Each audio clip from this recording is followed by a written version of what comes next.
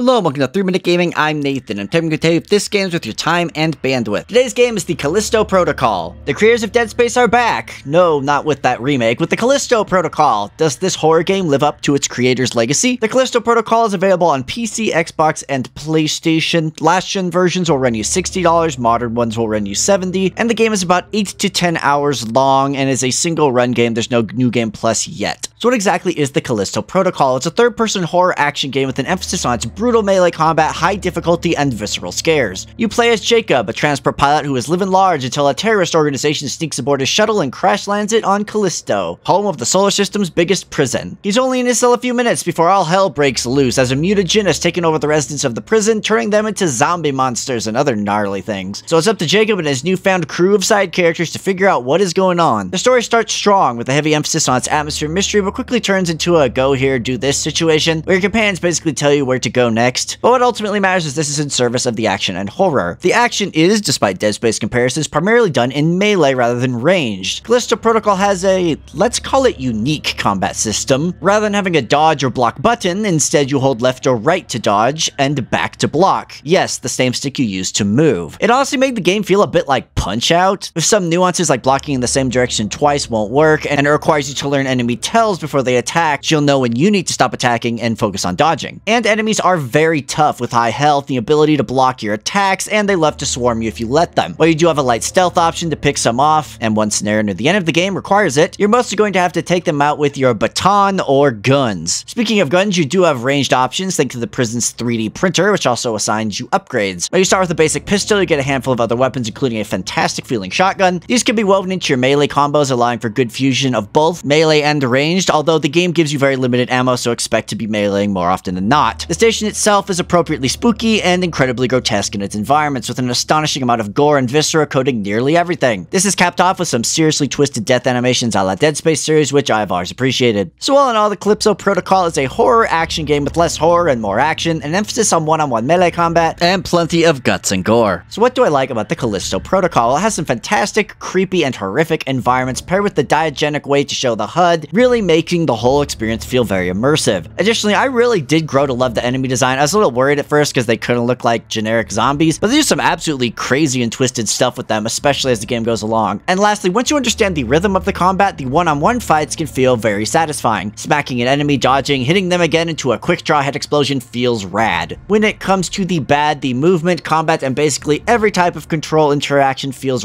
really clunky, with melee combat, even after you've mastered it, feeling pretty rough. And speaking of combat, the system completely falls apart when the game tosses more than a handful of enemies at you, as the close-in camera and extremely shaky cam associated with melee makes it impossible to assess nearby threats and dodge or attack accordingly. And lastly, this game is brutally hard in really unfair ways. Now, you guys know me, I love a good challenging game, but the clunky control, high health and high damage enemies, and really wonky checkpointing becomes extremely frustrating very quickly. As you know, I rank games here on a 3-point scale: must play, maybe consider, don't bother. I think Callisto Protocol is a maybe consider, but real talk, it kind of bummed me out. I am a massive Dead Space fan, and everything leading up to this game looked fantastic, and while I'm really glad people are making this kind of game again, actually playing it was an exercise in frustration. If you are really itching for this kind of game, then it's worth considering on sale, but if you don't like this genre, it did not end up being what I hoped would be a sterling example of it. And that is all I have for today. Thank you so much for watching. If you played the Callisto Protocol, if you played Dead Space, I got a review for the whole trilogy on the channel if you want to check that out, and go out there and think long and hard before picking up the Callisto Protocol.